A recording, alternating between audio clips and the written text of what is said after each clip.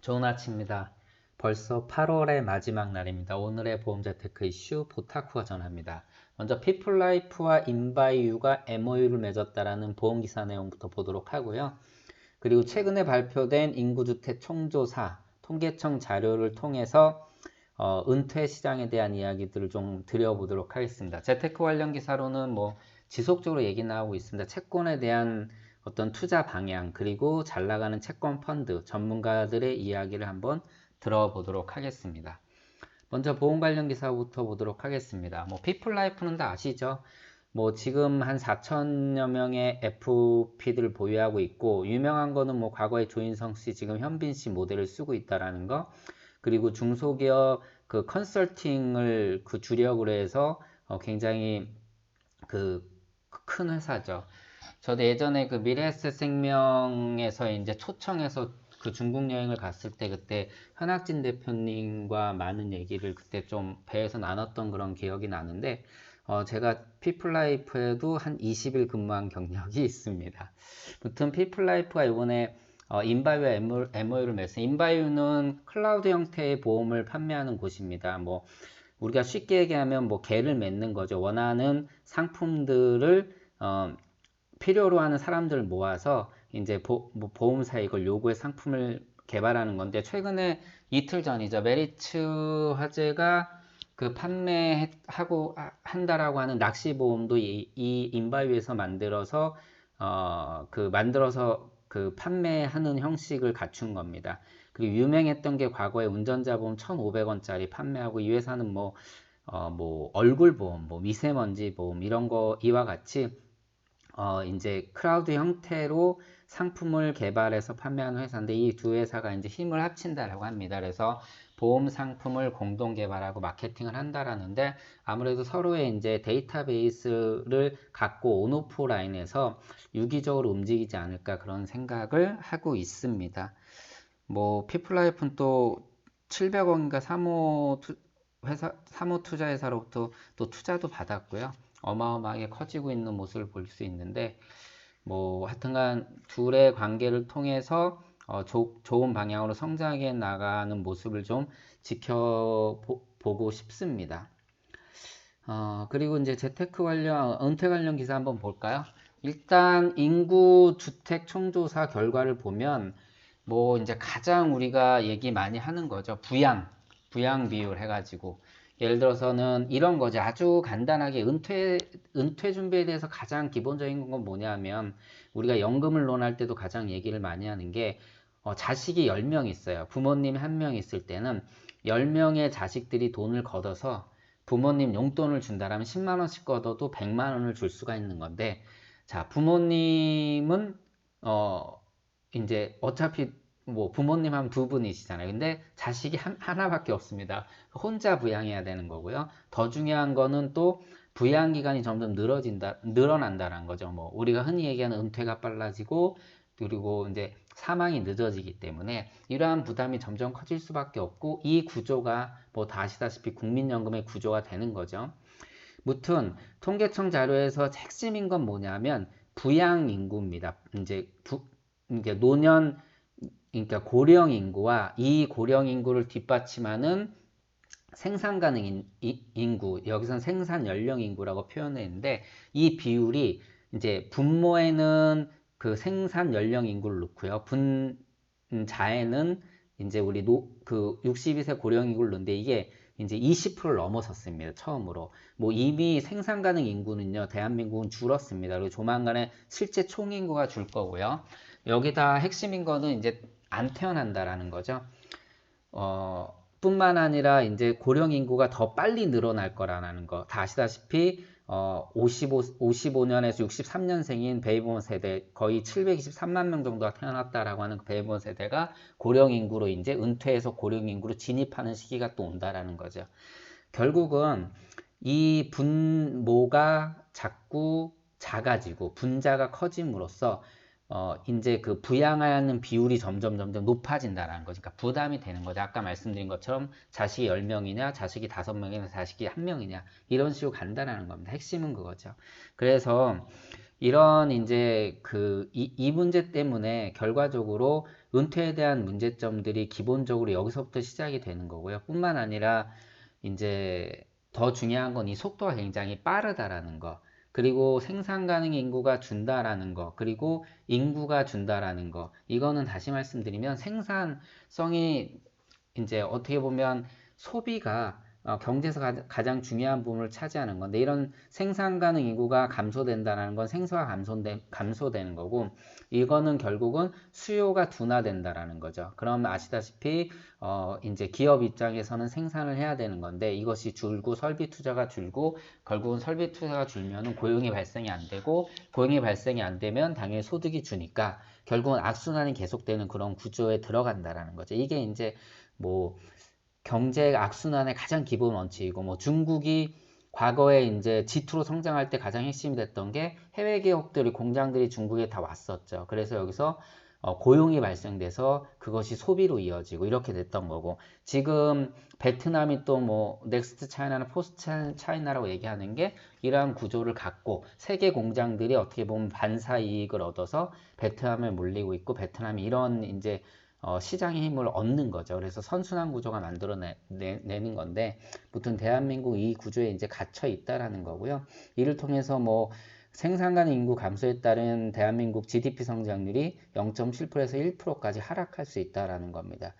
그리고 여기에 잠깐 언급된 거는 일단 0세에서 4세 인구가 계속적으로 주는 거고 이번에 200만 명 밑으로 처음 줄었다라고 하고요. 그리고 출산율이 뭐 떨어졌다라는 건 다 아실 거고 정부 지원금은 자꾸 들어가는데 이게 뭐 선진국에 비해서는 굉장히 부족하다는 수준이고요. 대신에 이제 해외 외국인이 늘고 있습니다. 외국인이 많이 늘고 있다라는 게 있는데 뭐 이거에 대한 문제점들은 찬반론이 많죠. 근데 사실 저도 이제 강의할 때 가장 많이 말씀을 드리는 게 우리가 이렇게 식당에 가면 해외 노동자들을 많이 볼 수 있는데 그들이 국내 이제 그 내국인으로 그 탈바꿈한다라면은 이 기업의 가게를 운영하는 분한테 엄청난 큰 부담이 되는 거죠. 이게 이제 트럼프의 이제 반이민 정책이거든요. 결국은 내쫓으면은 그거를 자국민으로 대체할 수 있다라고 하지만 임금이 엄청나게 올라가고 그것이 또 인플레이션을 발생하는 요인이 되기 때문에 결과적으로 나중에 좋지 않게 이어질 수 있다라는 거죠. 무튼 한국은 아무래도 외국인을 많이 받아들여서 이러한 부분들을 채워나갈 필요가 있다라고 하는 거고요. 현재 뭐 비중으로 보면 이제 한국계 중국인이 가장 많고 다음 베트남, 태국인 이런 순위 돼 있고요. 그리고 아파트 공화국이라는 명성답게 일반 가구 1998만 가구 중에서 아파트가 1001만 가구로 50%를 조금 넘었습니다. 역시나 아파트 대국이죠. 그래서 뭐 지난번에 한번 글을 올렸었는데 서울 아파트 가격은 떨어질 수 없다. 뭐 그러한 이제 책의 내용을 제가 요약해서 올렸는데, 무튼 아파트를 선호한다라는 게 굉장히 중요한 거죠. 그렇기 때문에 아파트는 가격이 당분간은 떨어질 수 없다. 뭐 그런 얘기들이 있습니다. 물론 이제 여러 가지 정책과 지역에 따라서 있겠지만 이제 거시경제 측면에서 좀 크게 본다라면 그러한 이제 얘기들을 하고 있는 겁니다. 그리고 여유 있는 노후 생활하려면 월 264만 원 필요하다.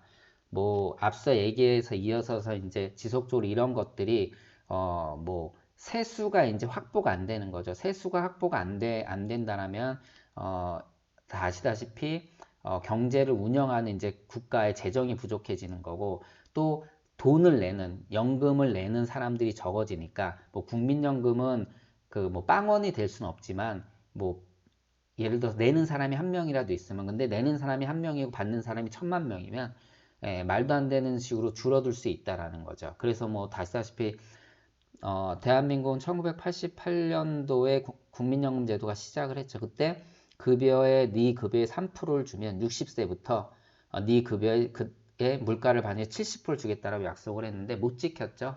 뭐 아시다시피 본인 부담금은 지금 이제 당연히 올라갔고요. 지금 4.5%죠.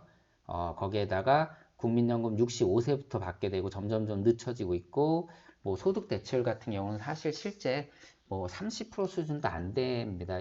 뭐 그 이상으로 발표하고 있지만 여기서도 보게 되면은 국민연금 평균 월 급여액이 91만 원 정도라고 합니다. 예. 저는 이제 국민연금을 꼬박꼬박 넣고 있고 그나마 연금을 준비하는 것 중에 가장 저한테는 큰 연금인데 뭐 고갈이 되더라도 저는 넣고 있습니다. 왜냐하면 유일하게 제가 어떻게 보면은 이렇게 강제적으로 넣고 있기 때문에 그렇습니다.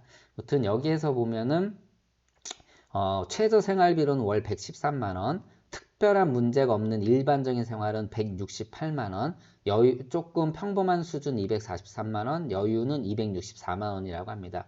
뭐 이 기준을 어디에 맞추는 거는 그 맞추냐에 따라서 삶의 이제 어떤 형태가 바뀐다라는 건데 사실 뭐 우리가 없는 거에 맞춰서 살면 되지만 일단 통계자는 이렇게 나왔다라는 거고 기본적으로 국민연금에 퇴직연금에 그리고 개인연금 3층으로 기본적으로 갖추고 있어야 된다. 여기에 뭐 4층, 5층까지 쌓아서 얘기하는 경우도 있는데 결국은 행복한 노후를 마련하기 위해서는 저는 이제 강제적인 게 매우 중요하다고 생각을 하고요. 예전에 뭐 SNS에서도 많이 싸우고 공방하고 했는데 뭐 깡통 연금, 뭐 연금의 배신 막 이러는데 제가 제일 강조하는 거는 지금 100만 원이 제가 은퇴할 때 뭐 20년 후에 그 당시에 30만 원밖에 안 될 수도 있어요. 근데 중요한 거는 그 당시에 노인한테 제가 은퇴했을 때 제가 정말 여유롭지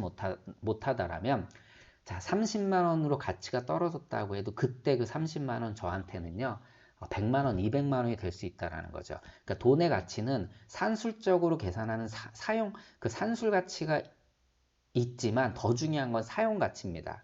그러니까 내가 돈이 1억 있을 때보다 내가 정말 뭐 병원비가 부족해서 100만 원이 필요할 때 이 100만 원의 가치는 1억보다 더 큰 가치가 된다라는 거죠. 그래서 노인들한테는 그러한 돈의 가치, 사용 가치를 매우 중요하게 생각하고요. 저는 이제 소비자분들한테 이런 식으로 뭐 너무 감성적으로 이성적이지 않은 부분으로 뭐 연금을 준비해야 된다라고 이렇게 뭐 어떻게 보면 꼬드긴다라고 할 수도 있겠지만은 제일 중요한 건 이겁니다. 실제 그때 도달했을 때, 그 상황에 도달했을 땐 이게 가장 중요하고요.